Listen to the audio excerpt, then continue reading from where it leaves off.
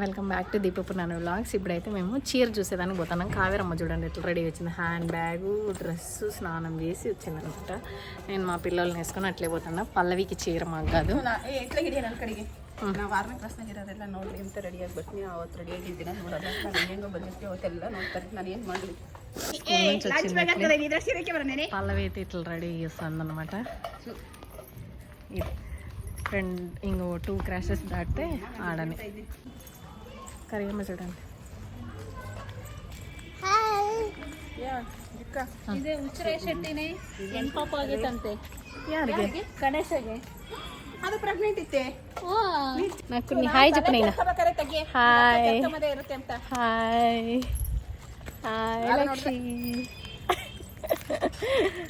లక్షితకి కావేరమ్మ అంటే ఫుల్ ఇష్టం. కనకలాడుతుంది. కావేరమ్మ మాత్రం కొడుతుంది.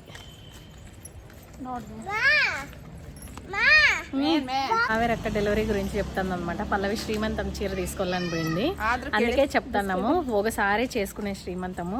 ఇప్పుడు నేను కావేరక్క చేసుకోవాలని అనుకుంటే చేసుకుంటామా? లేదు, కానీ నాకు ఆప్షన్ ఉంది. ఎందుకంటే ఆపరేషన్ రెన్యువల్ చేయించుకొని ఇంకో బిడ్డ కనొచ్చు, కానీ ఆ పని మాత్రం నేను చేయను. 10 పిన్నిలు నేను చేసుకుంటా, కానీ ఒక బిడ్డ మాత్రం కన్నా నేను ఆ తప్పు మాత్రం చేయను. ಆದ್ರೂ ನಾವು ಮಾಡ್ಕೊಳೋ ಫೀಲಿಂಗ್ ಬೇರೆ ಇರ್ತೈತೆ, ನಮ್ಮ ಹುಡುಗರಿಗೆ ಮಾಡೋ ಫೀಲಿಂಗ್ ಬೇರೆ ಇರ್ತೈತೆ ಅಕ್ಕ. ನಾವು ಆ ಫೀಲಿಂಗ್ ಎಂಜಾಯ್ ಮಾಡಬೇಕು ಅಂದ್ರೆ ಇನ್ನೊಂದು ಜನ್ಮ. ಮಾಡ್ಕೊಂತೀನಿ ಯಾಕೆ ಮಾಡ್ಕೊಳ್ಳಿಲ್ಲ ನೀನು? ಸ್ಟಿಚಸ್ ಹಾಕಿದ್ರಲ್ಲಿ ನಾನು ಕುತ್ಕೊಳಕ್ಕೂ ಆಗಲ್ಲ. ಹೆಂಗ್ ಮಾಡ್ಕೊಳ್ಳೋಣ ಶ್ರೀಮಂತ? ಆದ್ರೆ ನಾನು 9 months ಆಗಿ ಬೀಳ್ತತ್ತಲ್ಲ, ಆಮೇಲೆ 5 ದಿನ ಆದ್ಮೇಲೆ ಮಾಡ್ಕೊಳ್ಳೋಣ ಅಂತ ಅನ್ಕೊಂಡೆ. ಆದ್ರೂ ಬಂದ್ಬಿಡ್ತು 3 ದಿನಕ್ಕೆ. 15,000 ಇದ್ರೆ ಸಾಕೆ ಶ್ರೀಮಂತ ಆಗೋದು. ಇವಾಗ 50,000 ಇದ್ರು 13,000 ಕೇಳ್ತಿದ್ದಾನೆ. ಮತ್ತೆ ಆದ್ರೆ ನೀವೇನ್ ದುಡ್ಡಿಲ್ಲ ಅನ್ನೋರೇನೆ ಮಾಡ್ಕೊಳ್ರಿ, ఏనాగుతే. కావేరక్క ఎట్లా డెలివరీ అయిందో చెప్పింది. ఇప్పుడు ఏలేక ఏం డెలివరీ ఆಗಿದೆ? నార్మల్ డెలివరీ కావేరక్కకి ఒక ఇంజెక్షన్ వేస్తే చాలంట, కనేస్తుందంట బిడ్డల్ని. 1 hour ಒಳಗೆ ಹೆರಿಗೆ ಆಗಿದ್ನಿ. ನಮ್ಮೂರಿಂದ ಹಿರಿಯರಿಗೆ ಹೋಗೋದಷ್ಟೇನೆ. ಹಿರಿಯರಿಗೆ ಹೋದ ತಕ್ಷಣ ಇನ್ನು ಹಾಸ್ಪಿಟ್ಲ್ ಒಳಗೆ ಹೋಗಿದ್ನಿ. 5 ನಿಮಿಷನೇ ಕರೆಕ್ಟಾಗಿ ಅಲ್ಲೊಂದು ಇಂಜೆಕ್ಷನ್ ಕೊಟ್ಟವ್ರು.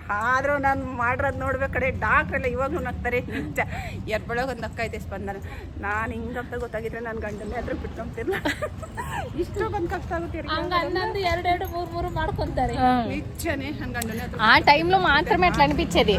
డెలివరీ అయిపోయినాక మగుని ನೋಡಿದ್ಮೇಲೆ ಅವೆಲ್ಲ ಹೋಗಿರ್ತವೆ. ಅದು ಫಸ್ಟಿಗೆ ಸ್ಟಾರ್ಟಿಂಗ್ ಹೆರಿಗೆ ಆಗಿದ್ನೆಲ್ಲ ದಿಕ್ಕ ಗಂಡು ಹುಡುಗನ ಅವಾಗ ನೋಡ್ಬೇಕು. ನಿಜನೇ ಹೆರಿಗೆ ಆಗೋವರೆಗೂ ಅಪ್ಪ ದೇವರೇ ಶಿವನೇ ಕೆಳಕಾಕಪ್ಪ ನಾನು ಕೆಳಗಾಗಿರೋದ.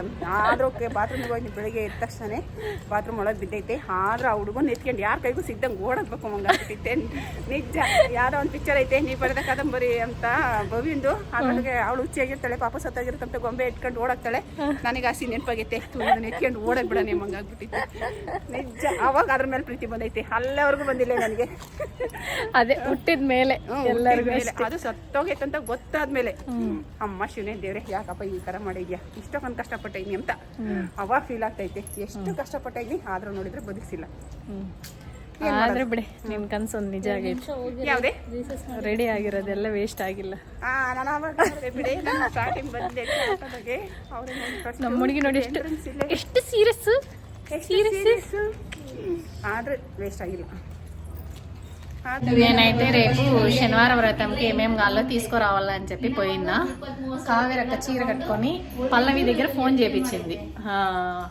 కావేరక్క మధ్యాహ్నం కుట్టకపోతుంది, రాయే ఎందుకో చీర కట్టుకునింది అని చెప్పి ఊరికేనే చెప్పించింది. నేను ఫాస్ట్గా పరిగెత్తుకొని వచ్చినాం నేను భరత్. ఇప్పుడు చూసి ఏం లేదు, ఊరికే చీర కట్టుకుని.